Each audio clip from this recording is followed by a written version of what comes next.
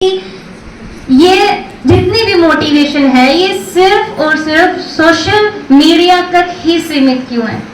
जब बात प्रैक्टिकल होने की आती है, प्रैक्टिकली किसी काम को करने की आती है, तो उस टाइम हम पीछे क्यों हट जाते हैं। और ये बात मैं इसलिए बोल रही हूँ कि ज्यादा लंबा केस नहीं लूंगी। अभी 9 अगस्त को आप सबको पता होगा कि कोलकाता के अंदर एक जो ऑन द ड्यूटी एक डॉक्टर थी, 31 साल उनकी उम्र थी, उनके साथ रेप हुआ, उनका मर्डर किया गया और जिसने किया वो वहां से चला भी गया, आ भी गया, रेप भी किया, मर्डर भी किया, चला भी गया, किसी को पता नहीं चला, हालांकि उसको पकड़ लिया गया है। और अब पब्लिक क्या कर रही है, अभी मीडिया पे, सोशल मीडिया पे वायरल हो रहा है सब कुछ, धरने लगा रही है, नारे लगा रही है। गलत नहीं है, मैं नहीं कहती कि गलत है, ये बिल्कुल सही है, बल्कि हमें सहयोग करना चाहिए। लेकिन मेरा सवाल ये है कि सिर्फ और सिर्फ सोशल मीडिया पर अपना गुस्सा दिखाना ये काफी है? सिर्फ और सिर्फ स्टोरी लगा देना कि we want justice, we want justice, क्या ये काफी है?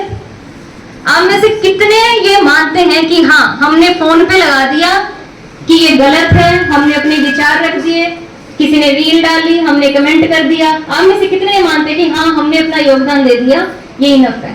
मानते हैं? कोई नहीं मानता, क्योंकि ये इनफ नहीं है, ये इतना काफी नहीं है। ऐसे करने से कभी भी ये काम नहीं रुकेगा। क्यों नहीं रुकेगा? क्योंकि रेप का केस कोई पहला केस नहीं है। आप सब जानते हैं, आप सब इस बात से रूबरू है कि इससे पहले भी बहुत बड़े बड़े केसेस हो चुके हैं, गैंग रेप के भी हो चुके हैं। उसमें भी इसी तरह से मीडिया में बात फैली थी, लोगों ने खूब स्टेटस लगाए थे, खूब वांट जस्टिस कहा था। लेकिन ऐसा क्यों हो रहा है? क्योंकि इस तरह से पहले करते थे, तभी आज तक ऐसा हो रहा है। जो कर रहा है उसको पता है कि इसके अलावा और कुछ नहीं होगा। समस्या कहाँ है?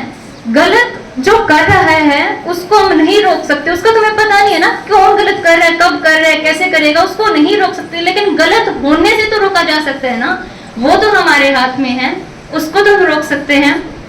जब मैं पेरेंट्स से रिक्वेस्ट करूंगी, क्योंकि कई बार पेरेंट्स जिम्मेवार होते हैं, क्योंकि एक बेटी का जब जन्म होता है, किसी भी बच्चे का जन्म होता है, तो बच्चा बचपन से तो सब कुछ नहीं जानता, उसको तो कुछ नहीं पता, बिल्कुल कोरा कागज होता है वो, और वो ठीक वैसा बनेगा जैसा माँ बाप उसे बनाएंगे। एक बेटी जब जन्म लेती है तो उसको मेरी प्यारी बच्ची, मेरी प्यारी गुड़िया, गुड़िया से खिलाया जाता है, प्यारी प्यारी कहा जाता है, बिल्कुल फूल की तरह रखा जाता है।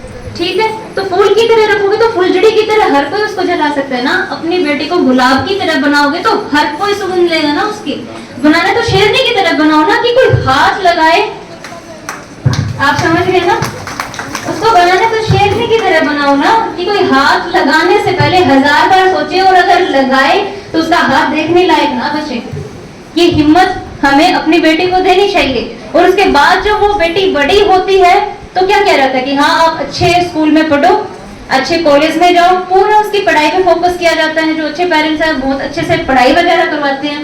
उसके बाद जो माँ का जो फेवरेट डायलॉग होता है, बेटा तेरी शादी होगी, अपनी सास को खुश रखना, सब कुछ सिखाया जाता है। यहाँ पे जितनी भी माताएं बैठी है, आपके घर में अगर कोई लड़की है, बहन है, कोई छोटी है, सबको खाना बनाना आता है, और सबका ये डायलॉग जरूर होता है कि बेटा खाना सीख ले, वरना आगे घर पे जाएगी तो हमें डांट पड़वाएगी।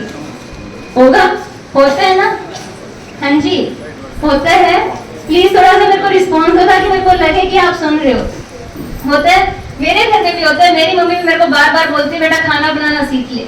लेकिन ये सब काम जरूरी, मैं ये नहीं कहती कि काम जरूरी नहीं है, लेकिन जो उसके लिए भी बेसिक चीज है वो उसको करने के लिए आप क्यों रोकते हो? जो एक लड़की है उसको हायर एजुकेशन दिला दी जाती है। जिस लड़की के साथ रेप हुआ उसका सोचो उसने कितनी एजुकेशन ले रखी थी, जो टफेस्ट एग्जाम है वो उसने क्लियर कर रखा था, कितनी पढ़ाई उसने कर रखी थी, 31 साल उसकी हो गई थी। वो बस अपने सपनों की उड़ान लंबी भरने ही वाली थी कि उसके साथ ये हो गया।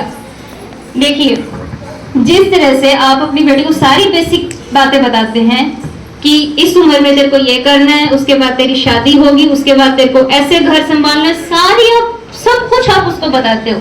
यहाँ तक कि एक बात और है जो शायद ज्यादातर लड़कियां हेजिटेट करती है बोलने में, जो बेसिक है, जो माएँ, अब गर्ल्स को मंथली प्रॉब्लम होती है, जो माताएं हैं मंथली प्रॉब्लम के पहले ही उनको बता देती है ना कि बेटा एक दिन ऐसा होगा तो घबराना नहीं, तेरे को अगर ब्लीडिंग वगैरह है तो तेरे को ऐसे करना है, पता होता है, वो संभाल लेती है।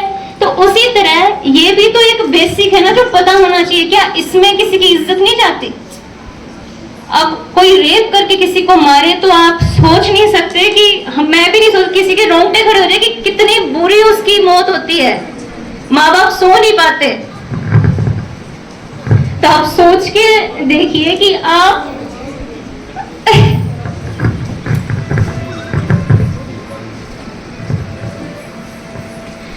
एजुकेशन क्या दे रहे हैं। सॉरी,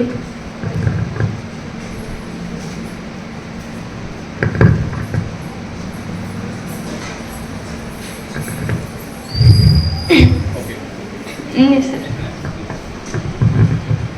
मैं आप सबसे रिक्वेस्ट करना चाहूंगी कि आप अपनी लड़कियों को फिजिकली फिट बनाएं। उनको काम तो सिखा रहे हैं, उसके साथ साथ उनको हर एक नॉलेज दे। क्यों वो मतलब कि आप उसको सब कुछ सिखा देते हो, क्यों आप उसको नहीं सिखाते कि आपको सेल्फ डिफेंस टेक्निक आनी चाहिए? क्यों आप उसको ये नहीं सिखाते कि बेटा अब तू बड़ी हो रही है, मैच्योर हो रही है और अभी तू कॉलेज जाएगी, अभी तू स्कूल जाएगी, तो कभी तेरे साथ ऐसा कुछ हो तो तेरे को कैसे रिएक्ट करना है? क्यों आप उसकी एकेडमी ज्वाइन नहीं करवाते? क्यों आप उसको फोन से, हालांकि अगर फिजिकली एक्टिविटी करे, एक्सरसाइज करे, कुछ करे तो उसकी बॉडी इतनी तो फिट होगी कि अगर उसको कोई पकड़े तो वो अपने आप को छुटा सके, कर सकती है। एक जो एथलीट होता है, एक जो स्पोर्ट्स पर्सन होता है, उसका शरीर इतना फुर्तीला तो होता है कि अगर उसको कोई पकड़ ले तो वो अपने आप को छुटा सकता है। तो आप मानते हो ना?